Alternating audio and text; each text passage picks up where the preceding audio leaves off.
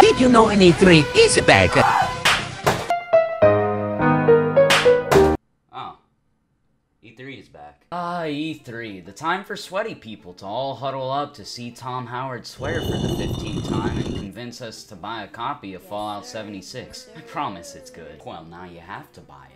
But no, I love E3. I mean, who doesn't? It's where our favorite multi-million-dollar companies get together and show us what games, except Sony's, we'll get in the future. Or we'll get a mini fridge. So last year, we had a lot of stuff going on. First, it started with a couple of fires, stock market crashed for a little bit, COVID, got quarantined, and then E3 2020 was canceled. But now, we're here. E3 2021! Alright, before we start, we need to set some ground rules, okay? So, I will be rating every single press conference that I care about with the amount of 1 to 5 okay hands right here. I'll also only be talking about the games that I kind of care about.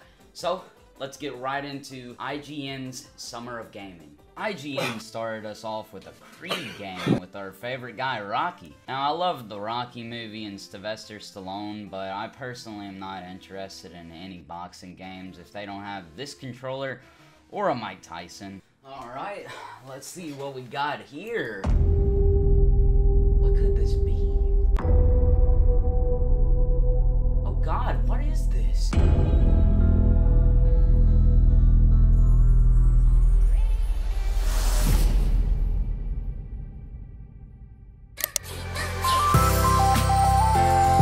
Anime! Doki Doki Literature Club, coming to consoles.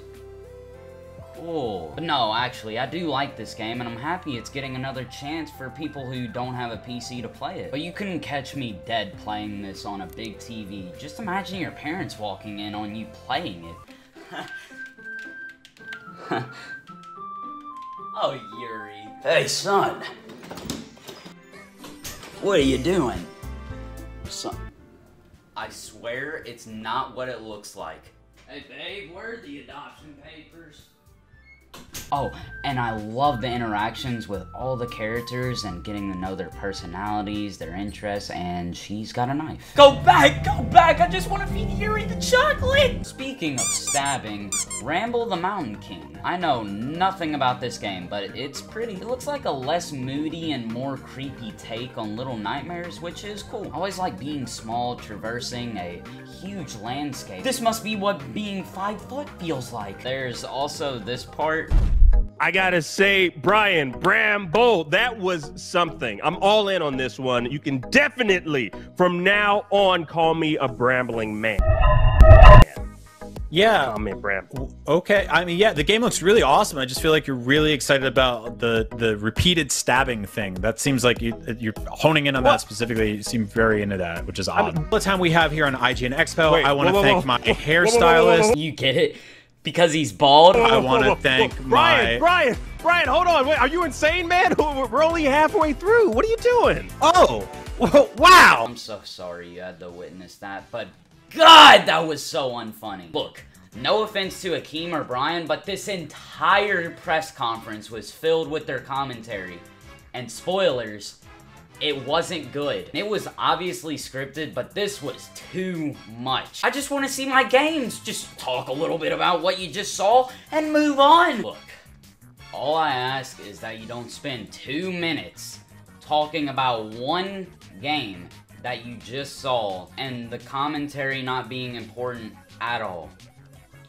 Just move on, like I am about to right now. To Streets of Rage 4, and I just gotta say, wow. This game is gorgeous. I mean, just beautiful. The animation, the characters, environments, just wow. Sega's been remaking and letting Ben Filiet, Julian Guignon, I'm sure I pronounced that correctly, work on some of their titles, and thank God, because these games are so beautiful. I just wish that they would do a Sonic Trilogy remake in the same art style. That would be incredible. But I rate this press conference 2 okay hands out of 5. Next up is Ubisoft,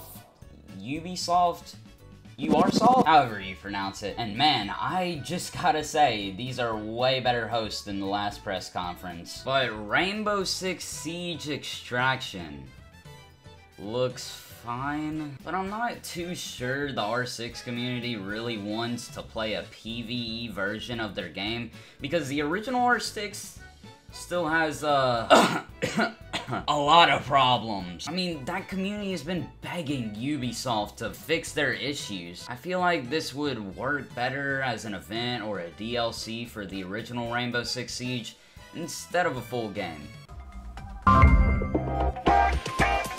You know, it really wouldn't be E3 without Ubisoft shoving Just Dance down our throat. Just Dance 2022, but with Todrick Hall. Don't have a clue who he is, but his song kinda slaps. I would play it, but, you know, I gotta get something off my chest. You now have to pay a subscription to play all the songs in Just Dance. Like, that is just ludicrous. And guess what? It's $60. Every year, you're making me pay $60 on top just buying Just Dance. And then you want me to pay another $60? What is that? I just want to play my Mario song. Yeah, I'm happy. And you may say, Gavin, what? Is there anything else bad in Just Dance? Why, yes. Because now, this is the first Just Dance to not be featured or playable on the Wii! Oh, I'm pissed. But now we have Far Cry 6, and I'm not really gonna go too in-depth on this one because Far Cry 6 looks good and I enjoyed the other Far Cry games, so I'm not too worried about this game. Man, I gotta be honest here. I am really excited for this game. I actually really liked the last Mario and Rabbids game. Ubisoft nailed it last time, so I'm pretty excited. It's crazy how Ubisoft has made one of the most expressive Mario cast ever. Like, look at Peach! She isn't just she's cute and full of life. Like, look at her taking the selfie, look at her. And the Rabbids are actually pretty funny in this game, so once again, I'm pretty excited. And Avatar. The bald guy? No, not that one, the blue people. Oh, my bad, my bad. Yeah, Avatar, not much to say except it looks cool, and I can't wait to see some gameplay. Also, was I the only one that was like, oh sweet, a new Avatar movie? Man, it's been so long since, oh, it's a game. But overall, Ubisoft had a pretty good press conference, so I will give them 3 okay hands out of 5. Next is Microsoft and Bethesda, and Tom Howard comes out, shows us a new IP called Starfield, and it looks okay. It kind of looks like a Skyrim in space if they were smashed together, which is cool, but I don't really care for it too much, honestly. We weren't shown any gameplay, so we'll see. But I've really only cared about Doom and Wolfenstein, but I'm sure people enjoy it if it's not Fallout 76. Turtle Rock Studios. The people who made Left 4 Dead. Oh! Yeah, I'm excited about this one, Back 4 Blood. I only recently played the Left 4 Dead games and really enjoyed them, so I'm sure this will be good. Back 4 Blood just kind of looks like more Left 4 Dead, but more polished, so I'm very excited. And Sea of Thieves is getting a free update with Jack Sparrow being added to the game with a couple new missions, enemies, and it looks cool. I just really never got into Sea of Thieves, but nonetheless, pretty cool. I love Jack Sparrow. Battlefield 2042. It looks cool. I have nothing against Battlefield, just really don't care for the series that much, but it looks fun and cool, but I won't be buying it. I feel like Battlefield would do much better if they made it a free-to-play game and did Battle Pass and all that. Now for Microsoft's big boy, Halo Infinite, and man, I forgot that this was even a thing. I've never been a big Halo guy. I grew up on these consoles, so can you really blame me? But I have played Halo 3, didn't really care for it. I don't know. I'll try out the multiplayer since it will be free, but it does look very fun, and I know a couple of friends who are excited for it, so I will be checking it out. I gotta say, I was pretty disappointed there was no Banjo-Kazooie mention or game announcement, considering the amount of hype the characters got when they were revealed for Smash Bros. But no, let's make a mini fridge! Anyway, 3.5 okay hands. Next is Capcom, and man, there is nothing to talk about, so I'm just gonna speedrun this one. Resident Evil Village already came out, and they spent an hour talking about a game that already came out! Monster Hunter Stories 2 Wings of a Ruined Man. That is a long title, and it has a pretty art style, but I just really don't care. Ace Attorney game getting remade for a Europe and North America release. I'm just happy some memes will come out of this. No Mega Man game, I am sad. Capcom, get one okay game. Next we have my favorite multi-million-dollar company, Nintendo. We had a Nintendo Direct in February and it was bad. I mean, the only thing I was happy about from that Direct was Mario Golf. And I don't even care about Mario Golf. But don't worry guys, because the DC superhero girls are here. Thank God. Preparing for Nintendo's E3 Direct of 2021, I got a haircut and I told my barber to make it just like Mario. So let's go take a look at what it looks like. Wow, that looks just like Mario. Put on your glasses. What?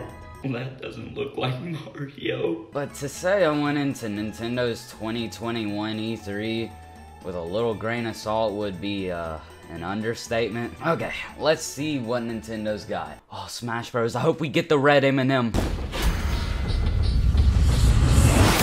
ready for the next battle. Dang it! Kazuya from Tekken. Now, I don't really know much about Tekken, but I do know that it's a big fighting game series and deserves some respect, so I'm happy that it's here. I know that a lot of people have been complaining that there's a bunch of anime characters in this Fighter's Pass, but I don't really care, honestly. I kind of want Smash speculation to end. Just give this man a break. Then Super Monkey Ball, a collection of all the Monkey Ball games. This is really cool. We haven't seen Monkey Ball until... Man! This game really sucked. Okay, what do we have next? It's time to partay in Mario Party Superstars. Finally, we've been beaten for ages with cars and free updates, but we finally have the original Mario Party 2 with online. Everyone loves Mario Party, just ask my palms to my therapist. I've seen things. Mario Party is just the perfect time for when you want to screw over your friends and just say, man, I hate this.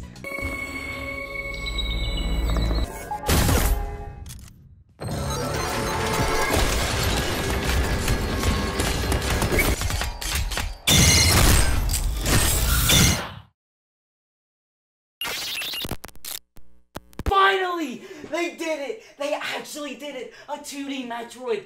Metroid is back! Alright, but for real, this was a huge reveal for die-hard Nintendo fans. Like, we haven't gotten a Metroid game on this console since this, and that was 1994. But you could argue Metroid Other M, but we don't talk about that game in this household. Another Dragon Ball game is being ported to the Nintendo Switch, and it looks pretty. We got some more info on Mario Golf Super Rush, and it's looking pretty good. And Bowser wears pants. And then WarioWare. Man, I love the WarioWare games. I used to play them on my Game Boy Advance all the time. They're so creative and full of life. I just wish Nintendo would use these characters for more because they're really cool and pretty distinct. Shinigami Tensei 5 from the makers of the Persona games looks really cool. I know some people have been waiting for this game for a while, and I'm glad they're finally getting it. I love Persona 5, so I'm sure this game will be a banger too. Doom Eternal DLC is getting ported to Switch, some Tony Hawk is coming to Switch, and Advance Wars 1 and 2 remake? Heck yeah! I played the first Advance Wars on my Game Boy Advance, so I'm sure this will be very appealing to the older fans of the series. Some Hyrule Warriors DLC and Skyward Sword. Look, I just gotta say, this port is dumb. Whoa, put down your pitchfork! Let me explain. The actual port is completely fine. The more Wii games we get, the better. But $60 for one game? Like, come on. Like, 3D All-Stars. It was bad. And a train wreck. It was a lazy port of those games. But but it was 3 classic Mario games for $60 that you could play on the go. This Skyward Sword port is just simply not worth it. One game that people already didn't like because of its shoehorn motion controls that barely functioned. These 3 god-awful characters for just one up-res game for a sturdy $60, no extra features or anything. Hey, but you can play on the C-stick. Okay, the only problem with that is look how uncomfortable playing like this is. If you need to press a button like to switch an item or to talk or interact with somebody in the game, you have to take your thumb off of the C-stick, then press the buttons. That's just so counteractive. You also only have one finger on the trigger and the shoulder button. It's not a good system. But let's get to what we all really came here for. Breath of the Wild 2.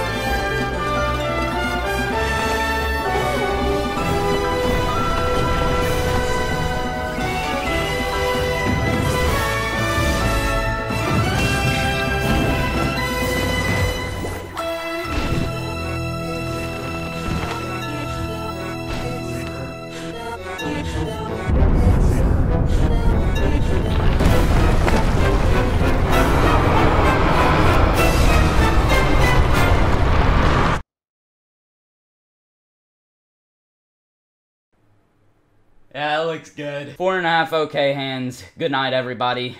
Peace.